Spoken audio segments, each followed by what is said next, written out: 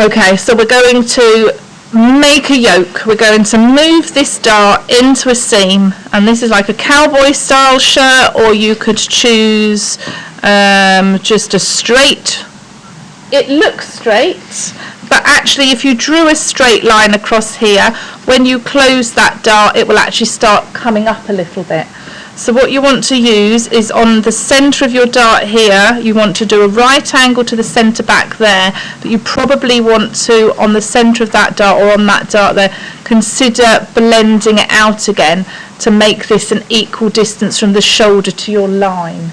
Okay, this is the sort of things that when you make a toile, the first decision isn't necessarily the final decision, because it might not be where you want it to be, and then what you do is you draw the line on your toile, look at your image, your design sketch, and then correct that line and then adjust the pattern accordingly. This is where you'll always get feedback that the first toile, you don't just go, that's my design, that's my toile, that's my garment. There needs to be that work in the relationship to have how we work in practice.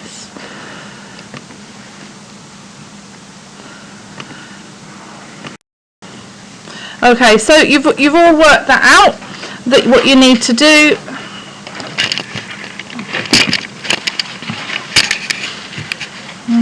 is choose and draw your style line, so draw around your block. You all seem to remember your straight grains, line them up on your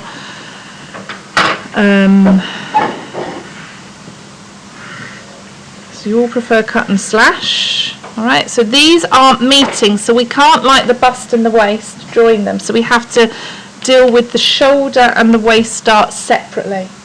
Okay, we will start joining and making seams, okay, but at the minute we're just concentrating on looking at the actual darts. So we need to mark the dart end on, and we've got the legs of the darts, now the important ones.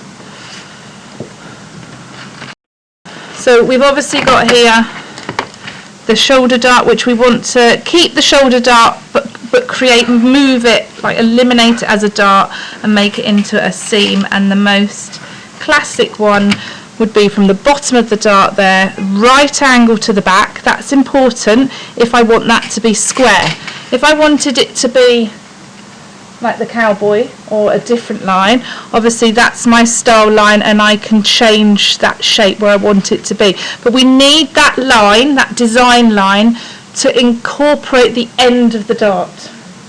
Okay, so it has to, wherever that style line is, whatever shape you're doing, to get that dart eliminated, that line has to cross that end point of the dart to do it successfully.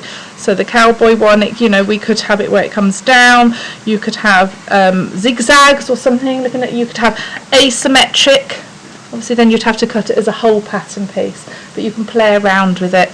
And then it just, remember when that's close, it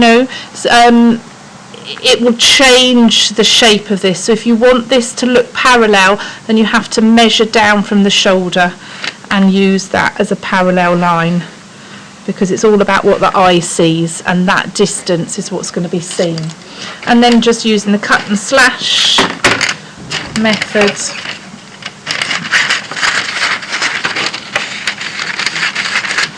okay, you cut in from the armhole because you're going to close that shoulder dart,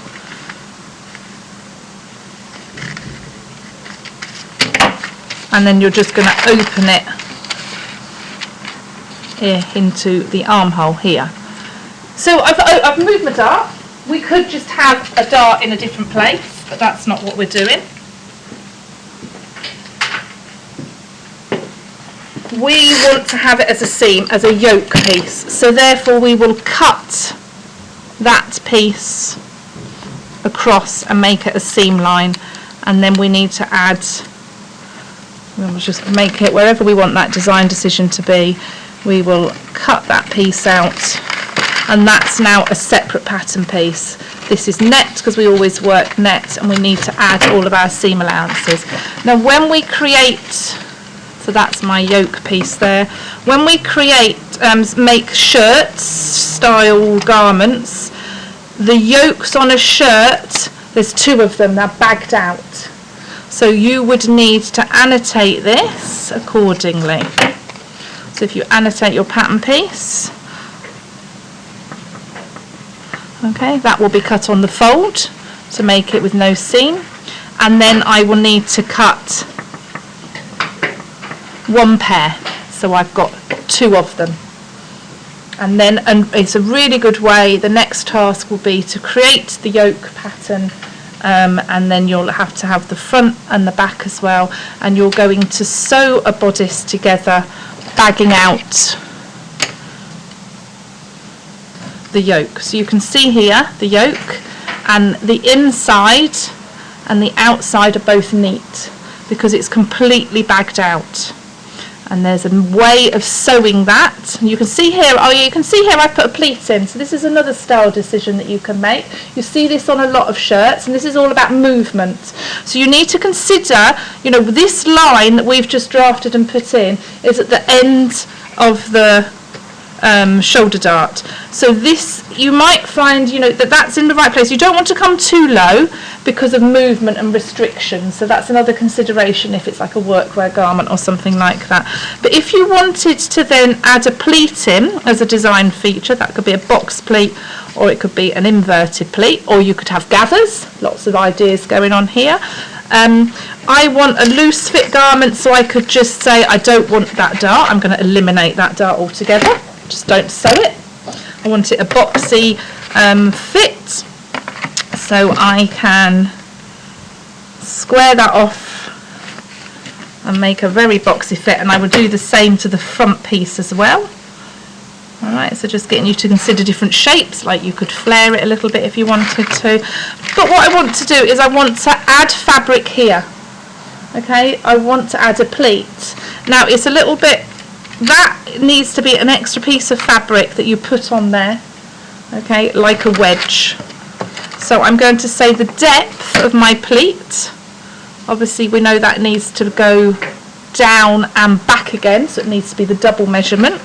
So it needs to be 2 of what you want it to be, and we do from nothing at the hem, just add that extra fabric in, which will become our pleat. Now you can see now what I've done is I've changed some angles and things. I'm not going to worry about changing the hem, because when that is then pleated, that bit there that I've just created is pleated onto that new centre back line.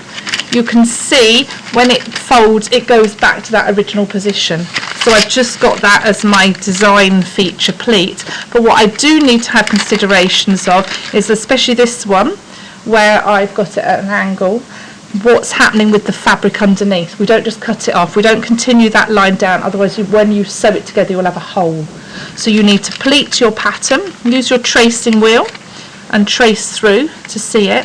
You need to make that decision. So I'm folding that as an inverted pleat, but obviously if you were having it as a box pleat, it would be a different way round. Okay, so you need to know which way you're going to do it. So now I can trace that through, and you can see, because I've got that invert pleat, I've got that different shape going on. It goes up, but I need that, so when it's pleated I've got that filling on the gap, otherwise I'd have a hole there. So that's important. So that then becomes the new fold line. So I've actually changed my straight grain, and it looks like it's a bit of an angle. This is important if you're working with something like checks, all right, unless you actually want to create chevrons. Now, talking about checks, if this was a checked garment, yeah, I quite like, rather than trying to match checks, I quite like these to be cut on the bias, so you get a feature chevron when you're sewing your garment together. So these are other design decisions that you can make.